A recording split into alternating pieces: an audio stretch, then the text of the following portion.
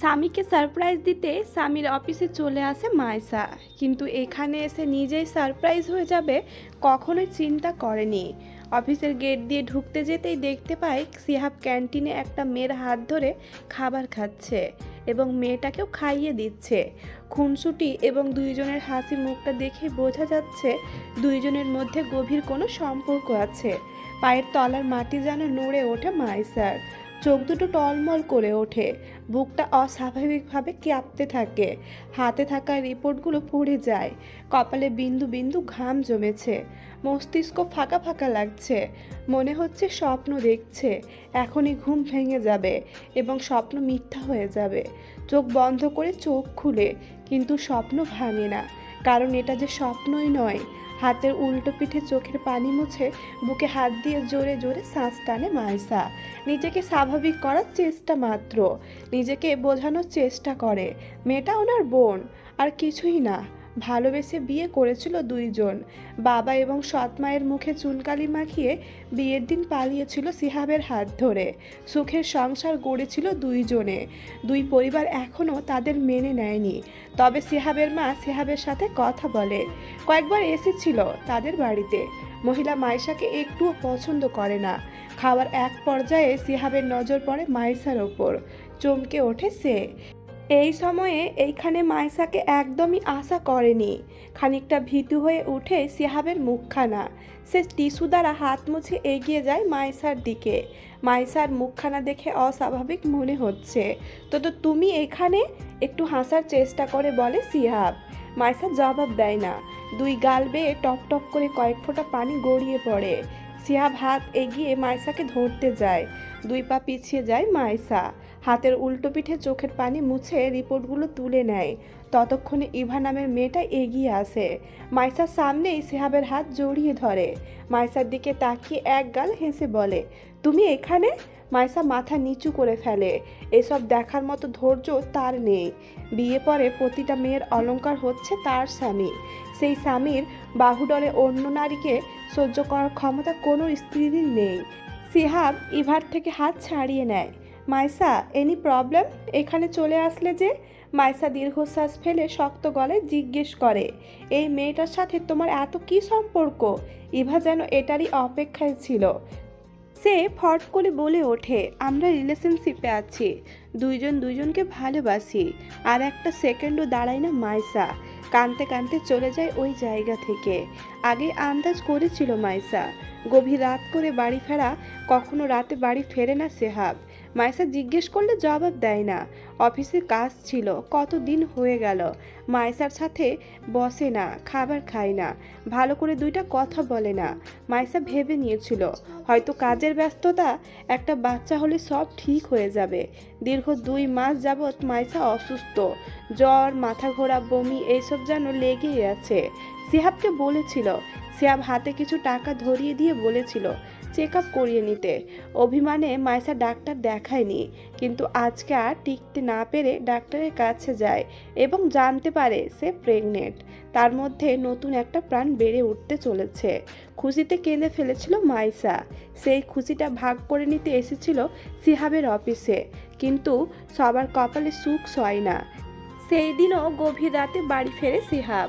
মাইসা আজকে আর ঘুমায়নি, ঘুম যেন তার উড়ে গেছে। দরজার কাছেই বসেছিল সিহাবের পথ চেয়ে। সিহাব বাড়িতে ঢুকতেই মাইসা প্রশ্ন ছুড়ে দেয়, আমাকে এভাবে ঠকাতে পারলে তুমি? কাঁদতে কাঁদতে চোখ মুখ ফুলে উঠেছে মাইসার। এলোমেলো চুল, অগোছালো শাড়িটা, হাতে এবং মুখে আঁচড়ের দাগ। মাইসা খুব রেগে গেলে নিজেই নিজেকে আঘাত করে, এটা জানা সিহাবের। সিহাব হাত ঘড়ি খুলতে খুলতে জবাব দেয়, ঠকালাম তো, কি করবে? চলে যাবে তো যাও না, কে আটকাচ্ছে তোমায়? আজকে যেন মাইসার অবাক হওয়ার দিন। সে অবাক হয়ে তাকিয়ে আছে, কাঁদতে যেন ভুলে গেছে। তুমি ছাড়া আমার আর কেউ নেই সিহাব, কি করে পারলে আমার মতো এতিমের সাথে এত বড় প্রতারণা করতে? বলতে বলতে সিহাবের দিকে এগিয়ে আসে মাইসা। সিহাব বিরক্তির নিঃশ্বাস ফেলে, শার্টের বোতাম খুলতে খুলতে মাইসার দিকে ঘুরে, ডিস্টার্ব করো না, বের হও রুম থেকে। মাইসা সিহাবের শার্টের কলার টেনে ধরে। ভয়ঙ্কর দেখাচ্ছে মাইসার মুখখানা, চিৎকার করে বলে ওঠে, বের হব না আমি। কি করবে তুমি? সিহাব ধাক্কা দিয়ে মাইসাকে নিজের থেকে ছাড়িয়ে দেয়। তাল সামলাতে না পেরে ফ্লোরে পড়ে যায় মাইসা। ব্যথা পায় পায়ে। ব্যথাকে পাত্তা না দিয়ে বলে ওঠে, তোমার মা তোমাকে এসব করতে বলেছে তাই না? বেয়াদব মহিলা। ছেলের সংসার ভাঙতে উঠে পড়ে লেগেছে। নোংরা মহিলা। সিহাব শরীরে সর্বশক্তি দিয়ে লাথি মারে মাইসার পেটে। দেওয়ালে মাথা লেগে যায়। পেটে হাত দিয়ে ব্যথায় কুকিয়ে ওঠে মাইসা। যেন দম বন্ধ হয়ে আসছে। দুনিয়া যেন থমকে যাচ্ছে।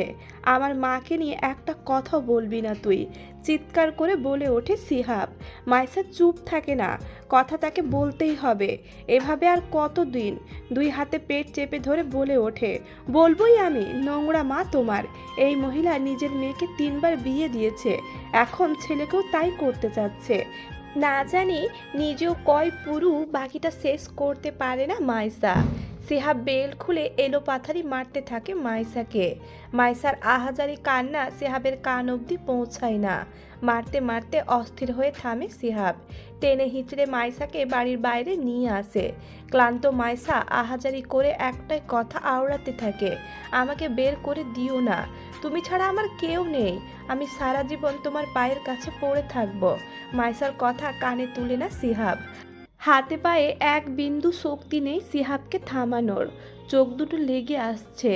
শরীর ছেড়ে দিয়েছে অনেক আগেই। ঠোঁট দুটো নড়ছে। রক্তে পায়ের পাতা অবধি ভিজে গেছে। বাড়ির মেন গেট পেরিয়ে রাস্তায় এনে ধাক্কা দিয়ে ফেলে দেয়। সারা শরীর ব্যথায় জর্জরিত মাইসা জ্ঞান হারিয়ে পড়ে থাকে মেন রোডে। পাষাণ সিহাব চলে যায় তার বিয়ে করা স্ত্রীকে ফেলে, যার গর্ভে বাসা বেঁধেছে তারই অংশ। মেয়ে বায়না ধরেছে আইসক্রিম খাবে। মেয়ের বায়না কখনোই ফেলে দেয় না আমিনুল ইসলাম। যখন যেটা বলবে তিনি সেটাই হাজির করেন মেয়ের সামনে। রাত 2টো ছুঁই ছুঁই। আমিনুল ইসলামের মেয়ে আয়রার ঘুম ভেঙে যায়। আর ঘুমের মধ্যে স্বপ্নে দেখেছে সে আইসক্রিম খাচ্ছে। আমিনুল ইসলামের স্ত্রী রাবেয়া মেয়ের এই আবদারে চোখ পাকিয়ে তাকালেও আমিনুল ইসলাম হেসে গাড়ির চাবি নিয়ে বেরিয়ে পড়ে, কারণ বাড়িতে আইসক্রিম নেই। পাড়ার দোকানে আইসক্রিম না পেয়ে বাজারের উদ্দেশ্যে ছুটেছেন তিনি। তখনই গাড়ির হেডলাইট জ্বালাতেই দেখতে পায় রাস্তার মাঝখানে একটা মানুষ পড়ে আছে। বুকটা কেঁপে ওঠে আমিনুলের। গাড়ি ব্রেক করে নেমে পড়ে। মেয়েটার সামনে হাঁটু মুড়ে বসে নাকের কাছে হাত রাখে। নিঃশ্বাস চলছে, তার মানে এখনো বেঁচে আছে তার মেয়ের বয়সী মেয়েটা। কোনো কাল বিলম্ব না করে কোলে তুলে নেয়। গাড়ির পেছনে মেয়েটাকে শুইয়ে দিয়ে কল করে তার ছেলে রিয়াদকে। রিয়াদ গেম খেলা শেষ করে সবে চোখ দুটো বন্ধ করেছিল। অসময়ে কল পেয়ে বিরক্ত হয়, বালিশের তলা থেকে বের করে কানে তুলে, আব্বা জলদি সিটি হসপিটালে চলে এসো কিছু টাকা নিয়ে। এক লাফে উঠে বসে রিয়াদ। হাসপাতাল? বাবার কিছু হলো নাকি? পাপা আর ইউ ওকে? আমি ঠিক আছি, একটা মেয়ে অসুস্থ, তুমি এসো, আমি বুঝিয়ে বলছি। তারপর কল কেটে দেয়। গাড়িতে বসে পড়ে। সময় নষ্ট করা ঠিক হবে না। গাড়ি স্টার্ট দিতে গিয়ে মনে পড়ে মেয়ের কথা। ফোনটা আবারও হাতে নেয়। টেক্সট করে মেয়ের নাম্বারে, সরি মাম্মাম, পাপা তোমার আবদার পূরণ করতে পারলো না। হাসপাতালের করিডোরে বসে আছে আমিনুল ইসলাম। চিন্তার ভাঁজ তার কপালে। মেয়েটাকে এভাবে কে মেরেছে? বয়স অল্প, এই বয়সে এত অত্যাচার? বাবা মা এমনটা করেছে? না, তারা এমন করবে কি করে? আমিনুল তো জীবনের ছেলে মেয়েদের সাথে উচ্চস্বরে কথাই বলেনি। তাই তার ধারণা পৃথিবীর সকল বাবা মা তার সন্তানের সাথে উচ্চস্বরে কথা বলতে পারে না। মারা তো দূরের কথা। রিয়াদকে দেখা যাচ্ছে, দৌড়ে আসছে। আমিনুল মুচকি হাসে। ছেলে তার বড় হয়ে গেল দেখতে দেখতে। এই তো এইবার ফাইনাল ইয়ারে উঠবে। রিয়াদ এসে বাবার পাশে বসে। হাঁপাতে হাঁপাতে বলে, কার কি হয়েছে? তোমার বোনের জন্য আইসক্রিম কিনতে বেরিয়েছিলাম, তখন দেখলাম রাস্তার পাশে একটা মেয়ে পড়ে আছে। শরীরে তার মারের দাগ, হয়তো কেউ প্রচুর মেরে রাস্তায় ফেলে রেখে গেছে। রাগ হয় রিয়াদের, আবার আফসোসও হয় মেয়েটার জন্য। ইস, অনেকটা মেরেছে বোধহয়। ভেতরে ডাক্তার চেক আপ করছে। রিয়াদ বাবার কাঁধে মাথা রেখে চোখ দুটো বন্ধ করে ফেলে। খুব ভালো ঘুম হয়েছে সিহাবের। মনটা বেশ ফুরফুরে লাগছে। মাইসা ছিল চোখের কাঁটা। আবেগের বশে বিয়ে করে নিয়েছিল মেয়েটাকে। তখন কি দেখে পাগল হয়েছিল এখনো বুঝতে পারে না সিহাব। দূর আরও একটু দূরে ফেলে দেওয়া উচিত ছিল। রাস্তায় ফেলে আসলো। সকাল সকাল লোক জড়ো হবে, সকলে প্রশ্ন ছুড়বে। এই পাড়ার সকলে চিনে মাইসাকে, বাড়িতেই থাকতো। এই বাড়ি ওই বাড়ি টই টই করাই ছিল তার স্বভাব। সকালে লোক জড়ো হয়ে সিহাবের দিকে প্রশ্ন ছুড়ে দিলে সিহাব জবাব দিবে একটা ছেলের সাথে পরকীয়া জড়িয়েছিল এবং গতকাল সেই ছেলের সাথে ভেগে গিয়েছিল। সেই ছেলেটাই হয়তো এমন করে মেরে এখানে রেখে গেছে। নিজেকে নিজেই বাহবা দেয় সিহাব। বাহ, এত বুদ্ধি তার মাথায়। বিছানা থেকে নামতেই চোখ পড়ে মেঝেতে, রক্ত পড়ে আছে বেশ খানিকটা। কপালে ভাঁজ পড়ে সিহাবের। এমন আঘাত তো করেনি যে রক্ত ঝরতে পারে। তাহলে এই রক্ত আসলো কোথায় থেকে? না চাইতেও একটু চিন্তা হচ্ছে সিহাবের, কিন্তু সেই চিন্তার রেশ কেটে যায় যখন ফোনটা বেজে ওঠে। ফোনের স্ক্রিনে সুইটহার্ট নামটা জলজল করছে। সিহাব মুচকি হেসে ফোনটা রিসিভ করে। অশ্লীল আলাপে ব্যস্ত হয়ে পড়ে প্রেমিকার সাথে। ডাক্তার যখন বলছে এখন সে ঠিক আছে, একটুকুর জন্য তার বাচ্চাটার কোনো ক্ষতি হয়নি। আমিনুল অবাক হয়। মেয়েটা বিবাহিত, আবার প্রেগনেন্ট। এই অবস্থায় একটা মেয়ের ওপর এতটা জুলুম কেউ করতে পারে? রিয়াদের কপাল থেকে চিন্তার ভাঁজ সরছেই না। মেয়েটাকে দেখার খাইশ জন্মেছে তার। দেখতে চায় এক পলক মেয়েটাকে। ডাক্তারের ভাষ্যমতে মেয়েটাকে এখন বাড়ি নিয়ে যেতে পারে, কিন্তু মেয়েটার বাড়ি কোথায়? আমিনুল দাঁড়িয়ে আছে, গুটি গুটি পায়ে কেবিনে ঢুকে পড়ে। তার পেছন পেছন রিয়াদও ঢুকে পড়ে। মাইসার জ্ঞান ফিরেছে। সে মাথার ওপরে থাকা সাদা দেওয়ালটার দিকে তাকিয়ে আছে।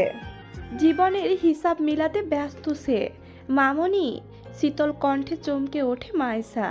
দৃষ্টি সরিয়ে তাকায় লোকটার মুখ পানে।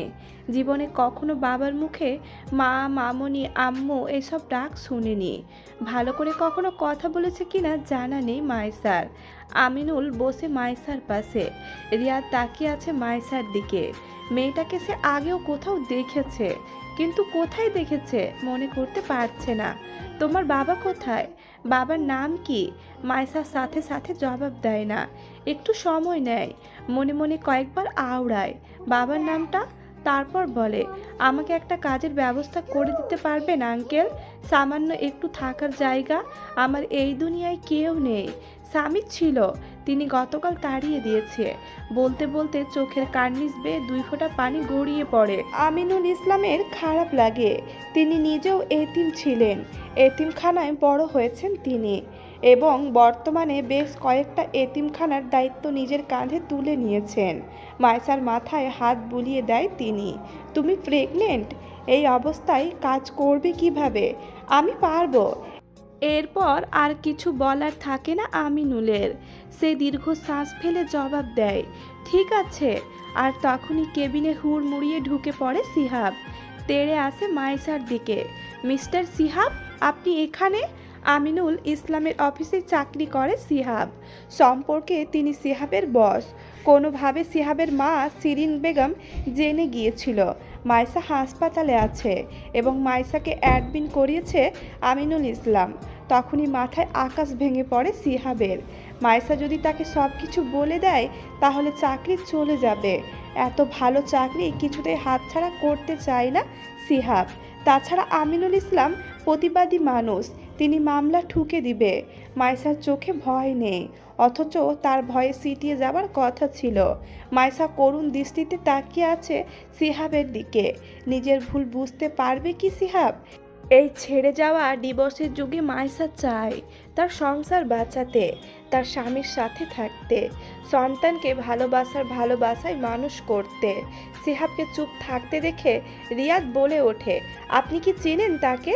হ্যাঁ চিনি স্যার, ও আমার বউ। চোয়াল শক্ত করে ফেলে আমিনুল ইসলাম। রেগে যায় রিয়াদও।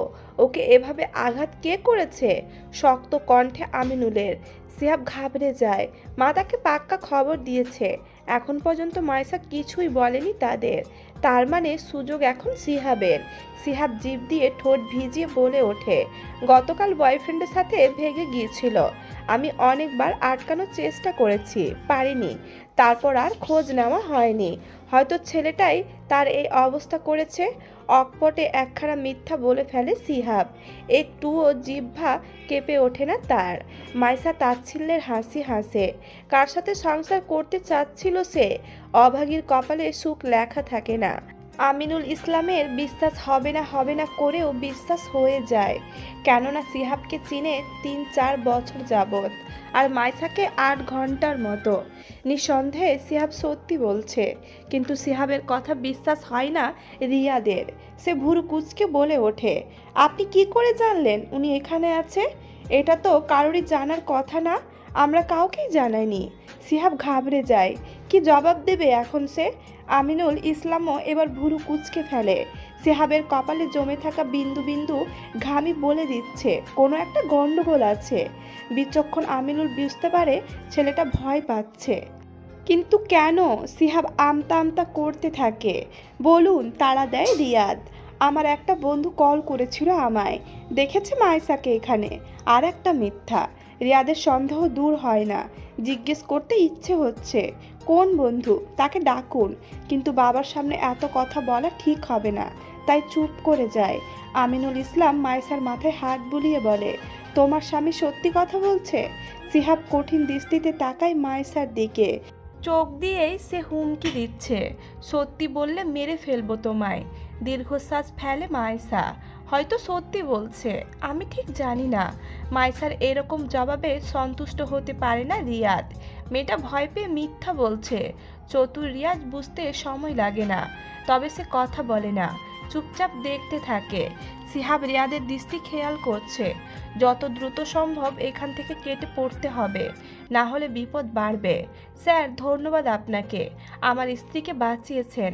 আমি এবার ওকে নিয়ে যেতে পারি? আমিনুল জবাব দেয় না। জীবনের কত কঠিন সময় পার করেছেন তিনি, কিন্তু কখনো দোটানায় পড়েনি। আজকে কেমন দোটানা কাজ করছে। মেয়েটাকে নিজের সাথে নিয়ে যেতে ইচ্ছে করছে, কিন্তু এটা তো সম্ভব নয়, অধিকার নেই। সিহাব উত্তরের অপেক্ষাই করে না। মাইসার হাত থেকে ক্যানালো একটানে খুলে ফেলে কোলে তুলে নেয়। রক্ত উঠে যায় হাতে। মাইসা ব্যথা পেলেও শব্দ করে না, কারণ মনে যে এর চেয়েও বিশাল ব্যথা পোষণ করে রেখেছে।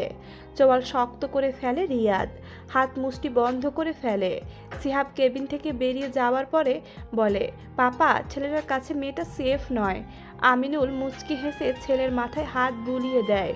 একজন স্ত্রী সব সময় তার স্বামীর কাছে সেফ থাকে। দেখছো ছেলেটাকে? মেয়েটা পরপুরুষে আসক্ত, তবুও কেমন বউকে মেনে নিল। স্বামী স্ত্রীর সম্পর্কটা এমনই বাবা। বাবার কথা ভালো লাগে না রিয়াদের। বাবা ঠিক বলছে না, মানুষ চিনতে ভুল করছে। অতিরিক্ত সরল তার বাবা। জীবনে কঠিন পরিস্থিতি পার করেছে, অভাব দেখেছে, কিন্তু কখনো ছলচাতুরি বা দুমুখ সাপের কবলে পড়েনি, তাই তার অভিজ্ঞতা কম। মাইসাকে বাড়িতে নিয়ে আসে সিহাব। একটা কথা বলে না সে। মাইসাকে বিছানায় শুইয়ে দিয়ে রুম থেকে বেরিয়ে যায়। মাইসা সিহাবের যাবার দিকে তাকিয়ে থাকে। কল করে শিরিন বেগম। সিহাব মুচকি হাসে, কলটা রিসিভ করে। মা, বলো, তোর বউ প্রেগনেন্ট? সিহাব খানিকটা অবাক হয়। মাইসা প্রেগনেন্ট, অথচ তাকে বলল না। সিহাব বাচ্চাটা নষ্ট করে ফেল। চমকে ওঠে সিহাব। কি বলছো মা? আমার অংশ সে। দেখ বাবা, আমার কথা না শুনে মাইসাকে বিয়ে করে জীবনে অনেক বড় ভুল করেছিস। এখন এই বাচ্চা দুনিয়াতে এনে দ্বিতীয় ভুল করিস না। মাইসাকে ছাড়তে হলে আগে বাচ্চাটাকে মারতে হবে।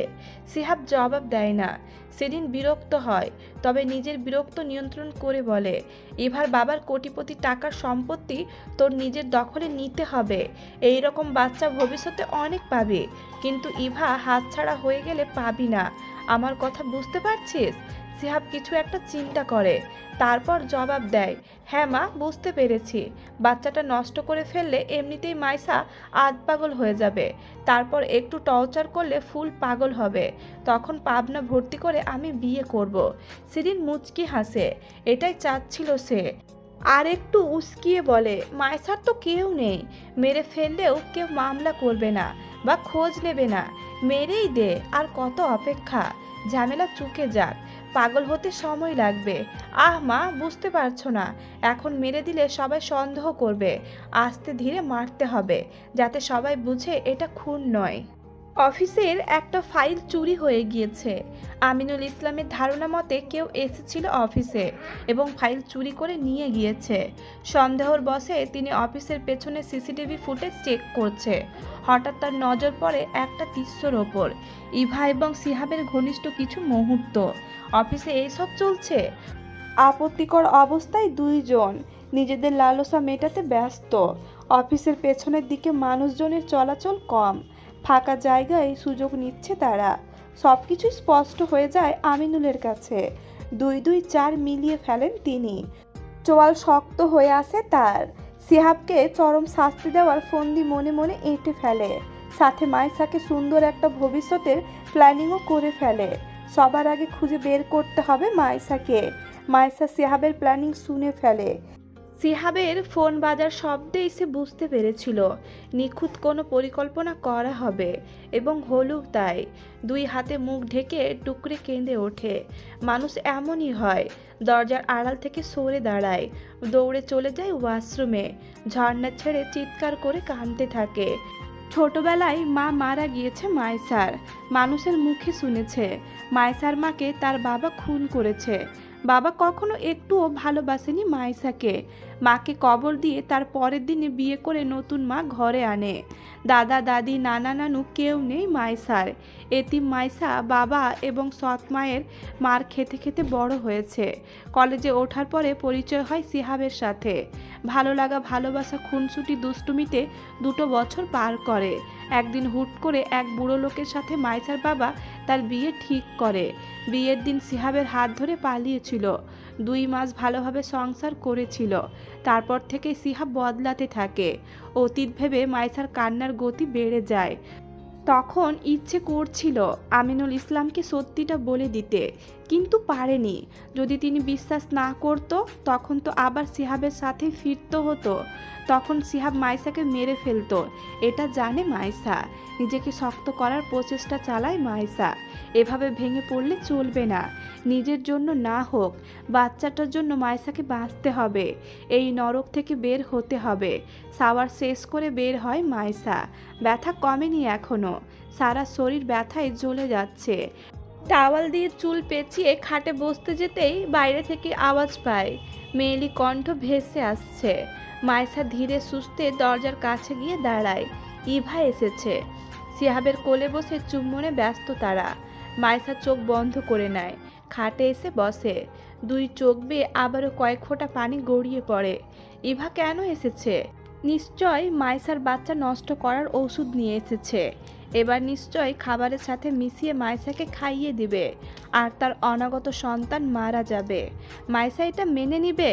দীর্ঘ সময় নিজেদের চাহিদা মিটিয়ে ক্লান্ত হয়ে ফ্লোরেই শুয়ে পড়ে সিহাব, এবং সিহাবের হাতের ওপর মাথা রেখে ইভা সয়। জান, মেয়েটাকে তাড়াও না। সিহাব মাথার ওপরে থাকা সাদা দেওয়ালটার দিকে তাকিয়ে থাকে। ভাবছে সে কিছু। আমাদের বিয়ে হয়ে গেলে খুব ভালো হবে, তাই না ইভা? ইভা খুশিতে গদগদ হয়ে জবাব দেয়, খুব ভালো হবে। আমি মাইসাকে ঠকিয়ে তোমায় সঁপে নিচ্ছি। তোমার পরে অন্য কারো কাছে যাব না, তার কি গ্যারেন্টি আছে? বাঁকা হাসে ইভা। মাইসার মতো বোকা নয় আমি, তোমার থেকেও বড় খেলোয়াড়। দুর্বল ভেবো না আমায়। সিহাব জবাব দেয় না। তোমার সো-কল্ড বউকে খাইয়ে এসো, দেরি হয়ে যাচ্ছে। সিহাব উঠে পড়ে, পরনের কাপড় ঠিক করে কিচেনে চলে যায়। গরম দুধে ওষুধ মিশিয়ে চলে যায় রুমে। ইভা ফোন দেখায় ব্যস্ত হয়ে পড়ে। সিহাব রুমে গিয়ে দেখে মাইসা নেই। ওয়াশরুমের দরজা খোলা। বেলকনিতে চলে যায় সিহাব, সেখানেও নেই মাইসা। টেনশনে পড়ে যায় সিহাব। কোথায় গেল? পালালো না তো? পালালে পালাক, এইসবের ধার ধারে না সিহাব। কিছু পিকচার কালেক্ট করেছে সে। মাইসার বিষয়ে কেউ কিছু বললে পিকচারগুলো দেখিয়ে দিবে এবং বলবে অন্য ছেলের সাথে পালিয়েছে। দুধের গ্লাসটা টেবিলে রাখতেই একটা চিরকুট দেখতে পায় সিহাব। ভুরু কুচকে চিরকুটটা হাতে নেয়। একটুখানি সুখের আশায় ভালোবেসেছিলাম তোমায়। কখনো ভাবিনি এভাবে দুঃখের সাগরে ভাসিয়ে দিবে। অভিশাপ দিব না তোমায়। ভালো থেকো। চিরকুটটা টুকরো টুকরো করে ছিঁড়ে ফেলে সিহাব। ইমোশনাল কথাবার্তা তার ঠিক ভালো লাগে না, বিরক্ত লাগে। হাঁটতে হাঁটতে কত দূর চলে এসেছে জানা নেই মাইসার। গলা শুকিয়ে গিয়েছে, কাঠফাটা রোদ্দুরু শরীর পুড়িয়ে দিচ্ছে, কপাল বেয়ে ঘাম ঝরছে, মাথা ঘুরছে, যে কোনো মুহূর্তে পড়ে যাবে এমন অবস্থা। আর হাঁটতে পারে না মাইসা। রাস্তার পাশে বসে পড়ে, বড় বটগাছের ছায়াতলে। চোখ দুটো বুজে আসছে, তাকিয়ে থাকা দায়। কোথায় যাবে? আল্লাহ কি একটা ব্যবস্থা করে দিবে? বাঁচার জন্য একটা রাস্তার সন্ধান দিবে? নাকি এখানেই সমাপ্তি ঘটবে মাইসা নামক মানুষটার? রিয়াদ গাড়ি করে যাচ্ছিল আয়রার স্কুলে। বাবা ব্যস্ত থাকায় তাকে যেতে হচ্ছে বোনকে আনতে। হঠাৎ করে চোখ পড়ে মাইসার দিকে। মনের মধ্যে প্রশান্তি বয়ে যায় রিয়াদের। অ্যাটলিস্ট মেয়েটাকে খুঁজে পেল। সকাল থেকেই রিয়াদের চিন্তা হচ্ছিল ওই লোকটা মেয়েটার কোনো ক্ষতি না করে দেয়। গাড়ি সাইড করে দাঁড় করিয়ে মাইসার কাছে যায় রিয়াদ। মাইসা গাছে পিঠ ঠেকিয়ে চোখ বন্ধ করে আছে। হেই মিসেস, শুনতে পাচ্ছেন? কারো ডাকে পিট পিট করে চোখ খুলে মাইসা। সকালকার সেই ছেলেকে দেখে সোজা হয়ে বসে। চলুন আমার সাথে। মাইসা জবাব দেয় না এবং এক ফোঁটা নড়েও না। রিয়াদ বুঝতে পারে এভাবে মেয়েটা যাবে না। পাপা আপনার জন্য কাজ ঠিক করেছে। আমাদের এতিমখানায় রান্না করবেন এবং সেখানেই থাকবেন। স্যালারি একটু কম হবে, চলবে? মাইসার চোখ দুটো চিকচিক করে ওঠে। আস্তে আস্তে উঠে দাঁড়ায়। রিয়াদ মুচকি হাসে, গাড়ির পেছনের দরজা খুলে দেয়। একজন মানুষের সাথে আরেকজন মানুষের চেহারা কখন মিলে যায়? যখন তাদের মধ্যে রক্তের কোনো সম্পর্ক থাকে। এই যে এতিমখানার একটা ফুটফুটে বাচ্চার চেহারার সাথে সিহাবের চেহারার হুবহু মিল পাওয়া যাচ্ছে। বাচ্চাটার বয়স কত হবে? 3-4। যে কেউ দেখে বলবে এই বাচ্চাটার সাথে সিহাবের রক্তের কোনো সম্পর্ক আছে। দুইজনের আদলখানি কথা বলার ধরন, এমনকি হাঁটা চলার ধরনটাও একই রকম। এই যে এক দৌড়ে চলে আসলো আবুলের কাছে, আধো আধো গলায় গাল ফুলিয়ে কথা বলল। সবটা যেন সিহাবের ফটোকপি। মাইসা শুধু অবাক হয়ে বাচ্চাটাকে দেখছে। এই বাচ্চাটার সাথে সিহাবের কি সম্পর্ক থাকতে পারে? এই এতিমখানার দেখাশোনা করেন আবুল নামের একটা লোক। রিয়াদ মাইসার দায়িত্ব আবুলকে দিয়ে চলে যায়। তার তাড়া আছে, আয়রাকে স্কুল থেকে আনতে যেতে হবে। যাওয়ার আগে মাইসার মাথায় হাত বুলিয়ে দেয়, আমি বিকেলে আসব, চিন্তা করবেন না আপনি। পাপাও আসবে রাতে। যা প্রয়োজন হবে বলবেন এবং সাবধানে থাকবেন। মাইসা শুধু মাথা নাড়িয়েছিল, কোনো কথা বলেনি এবং তাকায়নি রিয়াদের দিকে। এতে রিয়াদ একটু আশাহত হয়, দুঃখ পায়। আবুল এই এতিমখানার দায়িত্বে আছে 8 বছর যাবৎ। বউ মারা যাবার পরে একমাত্র সঙ্গী ছিল এতিমখানার বাচ্চাগুলো। কোনো সন্তান হয়নি তাদের। ভালোবেসে বিয়ে করেছিল এবং বিয়ের পরপরই জেনেছে তার বউ কখনোই মা হতে পারবে না। পরিবার এবং বউ নিজেও কত বলেছে আবুলকে দ্বিতীয় বিয়ে করতে, কিন্তু আবুল রাজি হয়নি। 30টা বছর একসাথে সংসার করে গিয়েছে। বলা বাহুল্য এই 30 বছরে তাদের কখনো সিরিয়াস ঝগড়া হয়নি। বউয়ের গায়ে কখনো হাত তুলেনি। প্রতিদিন অন্তত একবেলা বউকে নিজে হাতে খাইয়ে দিত আবুল। বড্ড ভালোবাসতেন তিনি তার প্রিয়সীকে এবং এখনও বউ মারা গিয়েছে 9 বছর হবে। প্রতিদিন অন্তত 1 ঘন্টা বইয়ের কবরের পাশে বসে সময় কাটায়, গল্প করে বইয়ের কবরের দিকে তাকিয়ে। আবুলের কোলে যে বাচ্চাটি রয়েছে সেই বাচ্চার চেহারার সাথে সিহাবকে মেলাচ্ছে মাইসা। নিজের কৌতূহল না দমাতে পেরে প্রশ্ন করে ফেলে, চাচা এই বাচ্চাটিকে কোথায় পেয়েছেন? আবুল দীর্ঘশ্বাস ফেলে, তাকায় বাচ্চাটির মুখ পানে। এই বাচ্চাটির প্রতি আবুলের মায়া বেশি।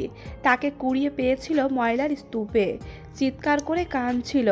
আবুল বুকে টেনে নিয়েছিল বাচ্চাটিকে, নিয়ে এসেছিল এতিমখানায়। পেয়েছিলাম রাস্তায়, কেউ হয়তো ফেলে রেখে গিয়েছিল। মাইসা দীর্ঘশ্বাস ফেলে। দুনিয়াটা কত জটিল। 2 দিনের দুনিয়ায় কত রং তামাশা দেখা যায়। স্বার্থের জন্য মানুষ কতটা নিচে নেমে যায়। আম্মা আসুন, আপনি ক্লান্ত দেখাচ্ছে আপনাকে। মাইসা আবুলের পেছনে যায়। অনেকখানি জায়গা নিয়ে এই এতিমখানা অবস্থিত। এখানে খেলার মাঠ আছে। 4 জন মহিলা বাচ্চাদের দেখাশোনার দায়িত্বে রয়েছে এবং 2 জন মহিলা রান্নার দায়িত্ব পালন করে। আমিনুল ইসলাম এতিমখানার পেছনে প্রচুর টাকা খরচ করে। তা দেখে বোঝা যাচ্ছে। আবুল মাইসাকে একটা কামরার সামনে নিয়ে আসে এবং ভেতরে গিয়ে রেস্ট নিতে বলে। মাইসা দ্বিমত করে না, বাচ্চাটার দিকে এক পলক তাকিয়ে কামরায় ঢুকে পড়ে। সিহাবের বোন সুমাইয়া আত্মহত্যা করেছে। মজিবুর সিহাবের বাবা মেয়ের মৃতদেহখানা জাপটে চিৎকার করে কান্না করে যাচ্ছে। সিহাবও বাবার পাশে বসে কান্না করছে, শুধু পানি নেই শিরিনের চোখে। তিনি যেন বিরক্ত এইসবে। মুহূর্তেই পুরো পাড়া ছড়িয়ে পড়ে সুমাইয়ার মৃত্যুর সংবাদ। ছুটে আসতে থাকে মানুষজন শেষবার সুমাইয়ার মুখখানা দেখতে। সুমাইয়ার প্রথম স্বামী সোহেল সেও এসেছে, তাকে দেখছে প্রিয়তমার মুখখানা। তাদের বিচ্ছেদ হয়েছে 3 বছর হবে। তারপর সুমাইয়ার আরও 2বার বিয়ে হয়েছিল। এইসব জেনেও সোহেল দ্বিতীয় বিয়ে করেনি। সুমাইয়ার স্মৃতি আঁকড়ে বেঁচে আছে। ভালোবাসার কমতি ছিল না তাদের সংসারে, কমতি ছিল টাকা পয়সার। টাকার কাছে হেরে গিয়েছিল ভালোবাসা, আলাদা হতে বাধ্য করেছিল তাদের। পুলিশ আসার খবর শুনে শিরিনের চোখে পানি দেখা যায়। স্বামীর পাশে বসে কান্না করতে থাকেন তিনি। শিরিনের কার্যকলাপ নজরে রেখেছিল সোহেল। এই মহিলাকে সে ঘৃণা করে। পৃথিবীর একমাত্র মা তিনি, যে সন্তানের সুখে সুখী হতে পারেন না। পুলিশ আসে, তদন্ত শুরু করে, জিজ্ঞাসাবাদ করেন সকলকে। আত্মহত্যা কেন করতে পারে সে? কি দুঃখ ছিল তার? শিরিন কান্না করে জবাব দেয়, এই ছেলেটার জন্য আত্মহত্যা করেছে। সোহেলের দিকে আঙুল তুলে। উপস্থিত সকলে অবাক হলেও সোহেলের ঠোঁটের কোণে হাসি দেখা যায়। সোহেল এমন একটা মানুষ যাকে এই পাড়ার সকলে আদর্শ পুরুষ বলে মানে। সকলের প্রশংসায় সকলেই পঞ্চমুখ। সোনাই খাদ থাকতে পারে, কিন্তু সোহেলের মধ্যে কোনো খাদ নেই, এটাই সকলের ধারণা। পুলিশ অফিসার আবারও প্রশ্ন করে, আপনার কেন মনে হচ্ছে আপনার মেয়ের মৃত্যুর জন্য এই ছেলে দায়ী? আপনি নিজেই বছর খানেক আগে এই ছেলের নামে মামলা করেছিলেন এবং আপনার মেয়ে আমাদের হাতে পায়ে ধরে মামলা তুলে নিয়েছিল এবং সে বলেছিল তার কিছু হয়ে গেলে তার দায় সম্পূর্ণ আপনার। চমকায় শিরিন, আর চোখে তাকায় সুমাইয়ার মৃত দেহখানার দিকে। মরে গিয়েও ফাঁসিয়ে দিয়ে গেল। পুলিশ অফিসার তাকিয়ে আছে শিরিনের মুখের দিকে। সিহাব বুঝতে পারে তার মা ফেঁসে যাচ্ছে। চোখের পানি মুছে বলে ওঠে, অফিসার, আমার বোন এই ছেলেটাকে ভীষণ ভালোবাসে, তাকে বাঁচানোর জন্য যা খুশি করতে পারে। আমার মাকে উল্টাপাল্টা প্রশ্ন করতে পারেন না। ভুলে যাবেন না আমার মায়ের জন্যই সুমাইয়া দুনিয়ার আলো দেখেছিল। পুলিশ দীর্ঘশ্বাস ফেলে। প্রমাণ ছাড়া তারা কখনোই কোনো স্টেপ নিতে পারবে না। আর এখানে স্পষ্ট বোঝা যাচ্ছে মেয়েটা আত্মহত্যা করেছে। মেয়েটার গলায় এখনও ওড়না বাঁধা রয়েছে। তবে প্রশ্ন একটাই থেকে যায়, মেয়েটা সুসাইড করার ডিসিশন কেন নিল? কেউ কি তাকে বাধ্য করেছে আত্মহত্যা করতে? মাইসার কানেও পৌঁছে যায় সুমাইয়ার খবরটা। দ্বিতীয় ধাক্কা খায় মাইসা। সুমাইয়াকে ভীষণ ভালোবাসে। এই দুনিয়াতে সুমাইয়াই একমাত্র মানুষ যে মাইসাকে নিঃস্বার্থভাবে ভালোবাসত। একমাত্র আশ্রয় ছিল। সুমাইয়া সম্পর্কে অনেক তথ্য জানা আছে মাইসার, এবং এটাও জানে সুমাইয়া আত্মহত্যা করেনি, তাকে খুন করা হয়েছে। কিন্তু ভীতু মাইসা এই কথা কারো কাছে বলার সাহস পাচ্ছে না। সিহাবকেও বলার চেষ্টা করেছে, কিন্তু সিহাব শুনেনি। তবে আজকে আমিনুলকে সে সব কথা বলতে চায়।